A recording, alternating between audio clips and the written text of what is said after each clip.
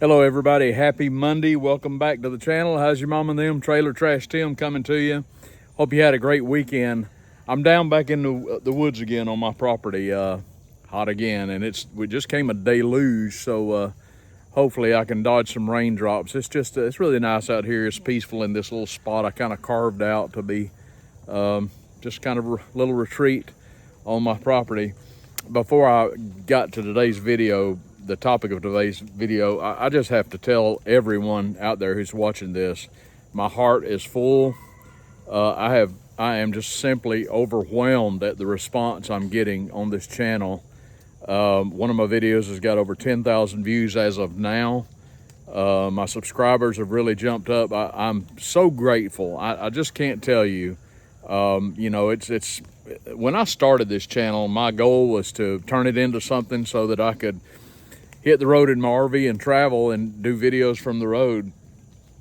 That's still my goal, but yeah, I enjoy coming to you and presenting this information to you as I can. But your response has been just wonderful, and your comments have been wonderful. You're just some dear people from really all over the world. I've read comments from all over the world: Ireland, South Africa, Serbia, Russia, Japan, Australia, Alabama. It's amazing. Our neighbors to the north in Canada. So really, thank you so much. More response than I expected, and I really appreciate it. If I didn't reply to your comment, I'm doing the best I can. But I do read them, as many as I can. I believe I've read all of them, but you know, I still work a regular job too, and I gotta take care of business, as it were. But believe me when I tell you, it is much appreciated. I really am grateful to each and every one of you who watch my videos. And if you could share it with a friend, post it on social media, be my guest. I would love to grow our channel and grow all the friends that are watching along. I'm going to make this a special feature just on Mondays, real quick before I get to the topic, which you see in the title. It's going to be, I don't know how long I'll do it, but I'm just going to do it for now, just for kicks. It's going to be the album of the week. And I wonder how many of you that are watching me right now remember this album, Get the Knack. Anybody remember the Knack? If you don't remember the Knack, do you remember My Sharona? My Sharona. That was the Knack. This is 1979.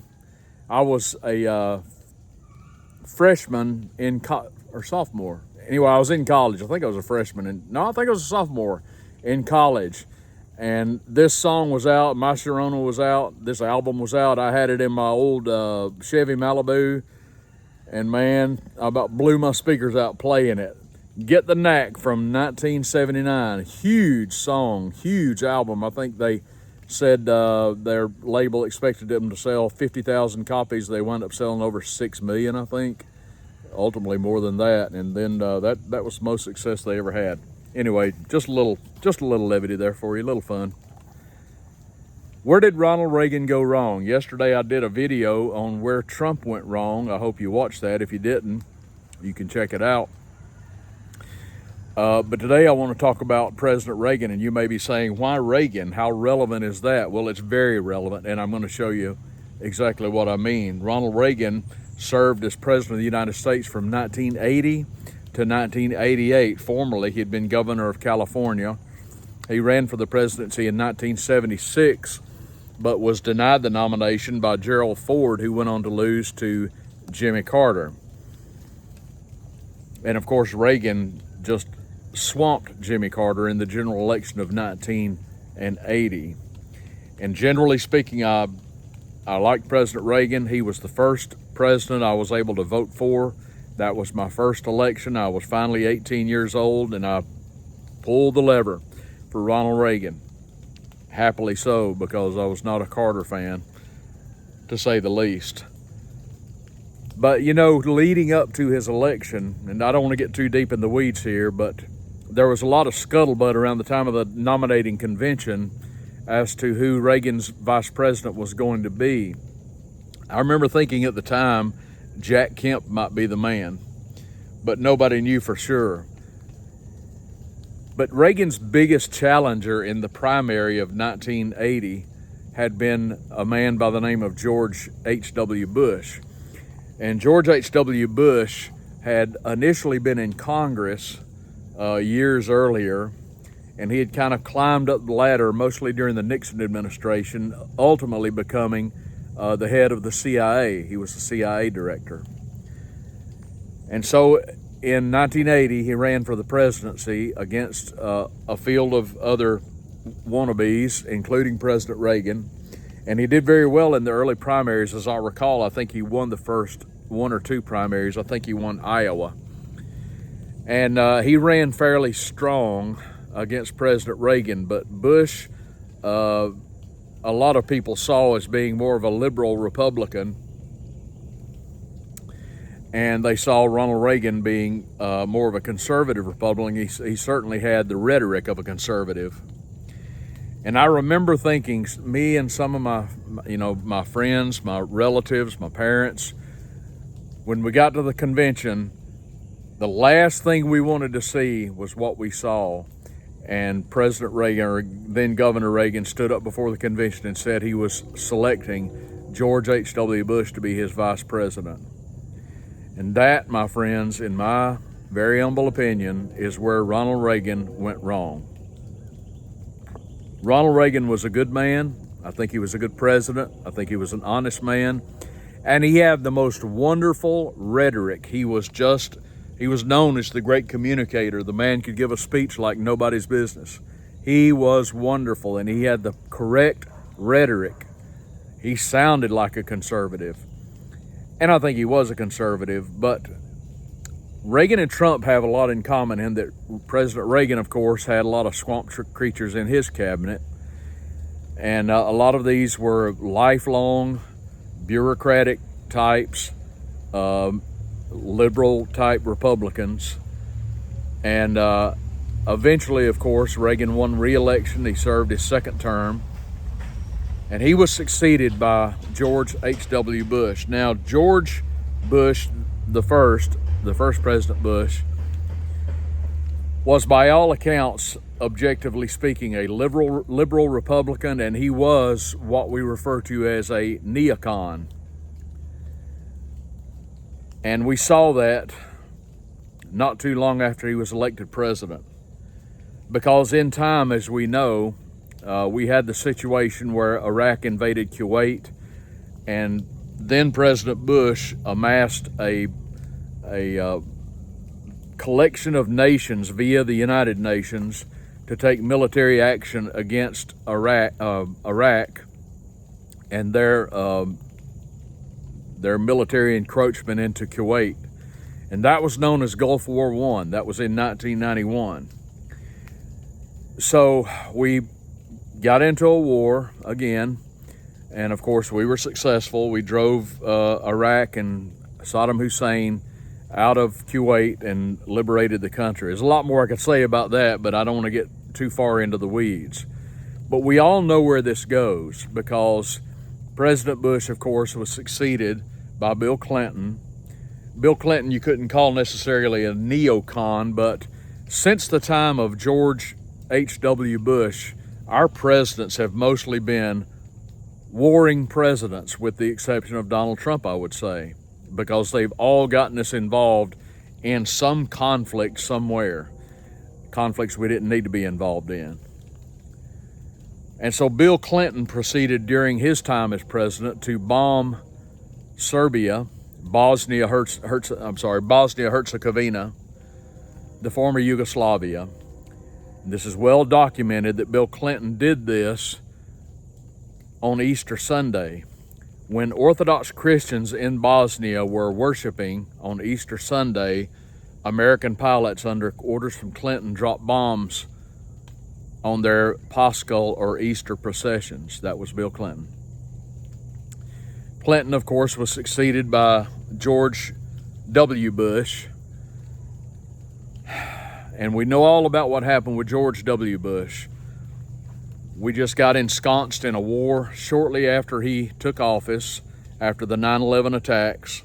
A lot to be said about that as well. But, you know, I have to tell you, I have to be honest, I have to be careful with what I say on YouTube so that I don't get deplatformed. But I can tell you that George W. Bush had us embroiled in wars that we did not need to be involved in. It's as simple as that.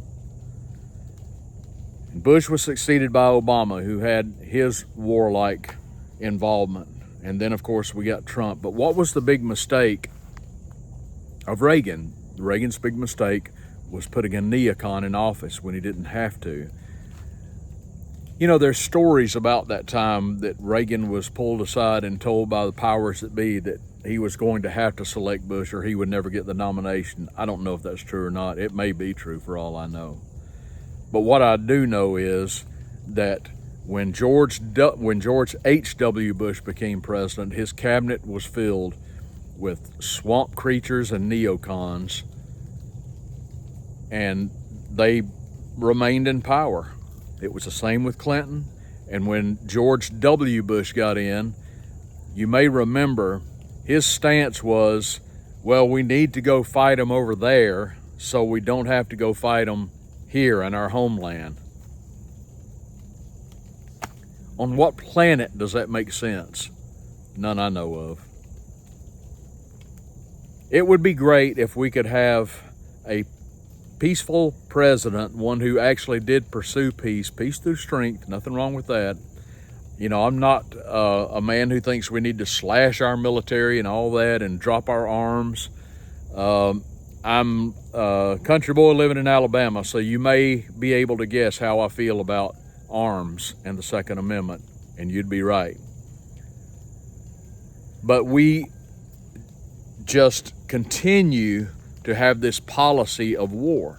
I mean, it just never ends. And today, here we are with Joe Biden in office, embroiled in this absolute disaster in Ukraine.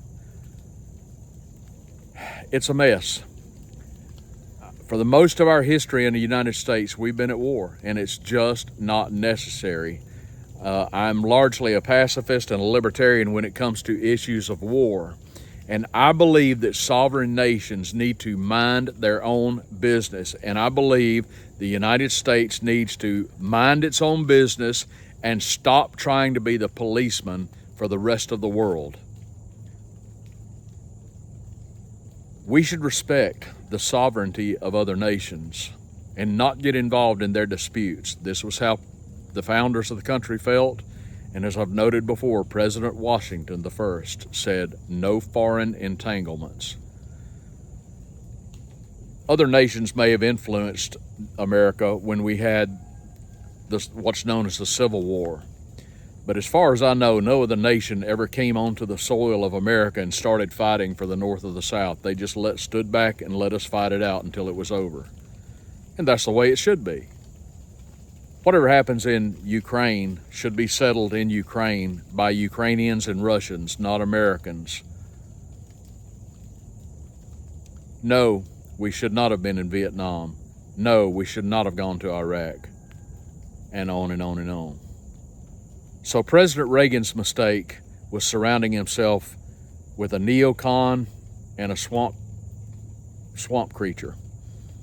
Something Donald Trump did as well, as I noted yesterday. Hopefully the latter has learned his lesson. Hey, if you like this video, if you would give me a big thumbs up, I would really appreciate it. If you would subscribe to the channel, that would be fantastic. If you would like to leave a comment below, I would really appreciate that. It would be wonderful. I will do my best to read it and respond to it if I can. Everybody have a wonderful Monday. And hey, get the knack. Talk to you tomorrow.